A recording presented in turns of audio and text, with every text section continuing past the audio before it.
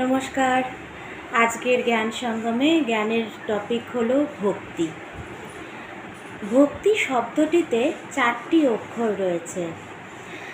এটি ভ, ক, ত এবং ই অক্ষর দিয়ে গঠিত।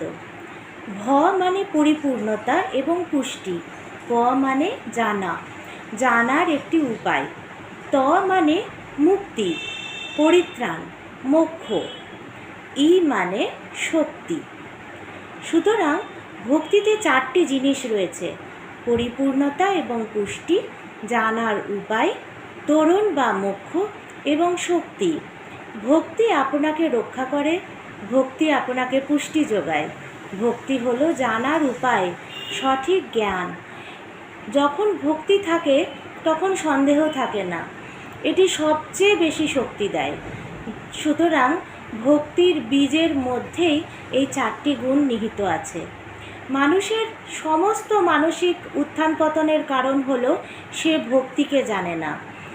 যখন সমস্ত তীব্র অনুভূতি একদিকে প্রবাহিত হয়, সেটাই ভক্তি। তখন তা ভক্তি হয়ে ওঠে। একটি খাল এবং একটি প্লাবিত মাঠের মধ্যে পার্থক্য কী? বন্যায় যা হয় তা হলো জল বয়ে যাওয়ার জন্য কোনো তীর থাকে না। যখন জল তীরের মধ্যে দিয়ে বয়ে যায় তখন তাকে নদী বলা হয়। যখন জল চারিদিকে ছড়িয়ে পড়ে তখন তাকে প্লাবিত বলা হয়। তাই যখন আবেগগুলো সবখানে প্লাবিত হয়ে যায় তখন মন এলোমেলো হয়ে যায়। যদি তা তীব্রভাবে একটি দিকে প্রবাহিত হয় তবে সেটি হলো ভক্তি, এবং সেটাই সবচেয়ে শক্তিশালী।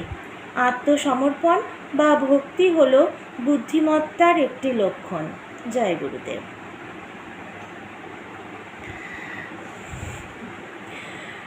ভীষণই সুন্দর আজকের টপিক। ভক্তি ভক্তি আমরা সবাই বলি, ভক্তি নিয়ে থাকো, ভক্তি নিয়ে কথা বলো, ভক্তি নিয়ে চলো। তো ভক্তির পুরো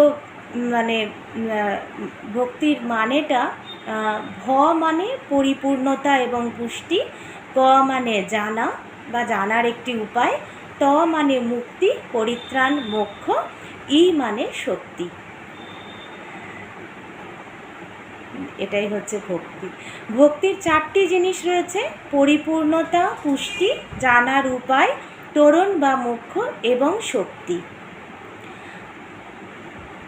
ভক্তি তো অবশ্যই আমাদের সবসময় আমাদেরকে রক্ষা করে।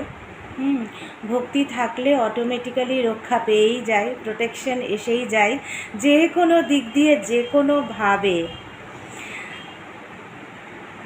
ভক্তি যখন থাকে তখন সন্দেহ থাকে না। সত্যিই তাই। যখন আমাদের পুরোপুরি ভক্তি থাকে, 100% ভক্তি থাকে, তখন কিন্তু সন্দেহ থাকে না। সন্দেহটা হচ্ছে আগের স্টেজ, যেটা আমার মনে হয়। সন্দেহটা হচ্ছে আগের স্টেজ, এটা ভালো কি ভালো না। কিন্তু যখন আমি বুঝে গেলাম যে এটা ভালো, আর কোনো সন্দেহ নেই, তখন 100% ভক্তি চলে আসে, তখন আর কোনো সন্দেহ থাকে না। সেই জন্যে ভক্তিতেই শক্তি এনে দেয়। ভক্তির বীজের মধ্যেই এই গুণগুলি নিহিত রয়েছে। আর মানুষের মানসিক সমস্ত উত্থান পতনের কারণ হলো সে ভক্তিকে জানে না। এটা কিন্তু সত্যি আমাদের মাথায় রাখা উচিত, যে আমাদের এই উত্থান পতনের জন্য আমরা যে কনফিউজড হয়ে যাই, আমরা বিচলিত হয়ে উঠি, তো সেটার মানে কিন্তু সেই সময় আমার ভক্তির অভাব আছে বা ভক্তি কম আছে, এটা জানতে হবে। তীব্র অনুভূতি যখন আমাদেরকে একদিকে প্রবাহিত করে তখনই সেটা ভক্তি। আর সেই ভক্তিটা হচ্ছে কীরকম, গুরুজি এখানে বলছেন খাল এবং প্লাবিত মাঠের মধ্যে পার্থক্য, তার মতন।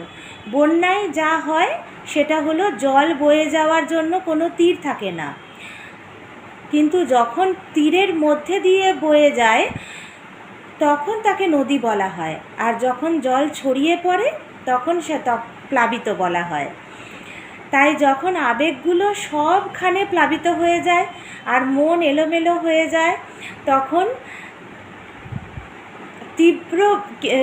কি হয়, তাহলে তীব্রভাবে যখন একদিকে প্রবাহিত হচ্ছে হ্যাঁ, তখন সেটাই হচ্ছে ভক্তি, আর সেটাই হচ্ছে সবচেয়ে বেশি শক্তিশালী। আত্মসমর্পণ বা ভক্তি হলো বুদ্ধিমত্তার একটি লক্ষণ। ভীষণ ইম্পর্ট্যান্ট কথা, আজকের জ্ঞান চর্চার সার কথা। আত্মসমর্পণ বা ভক্তি হলো বুদ্ধিমত্তার একটি লক্ষণ। জয় গুরুদেব। সবাই ভালো থাকবেন। এবং ভক্তির আজকে যে জ্ঞানের পয়েন্ট আমরা জানলাম, পড়লাম, অবশ্যই চোখ বন্ধ করে একটু শান্ত হয়ে বসে সেটা নিয়ে একটু ভাববেন।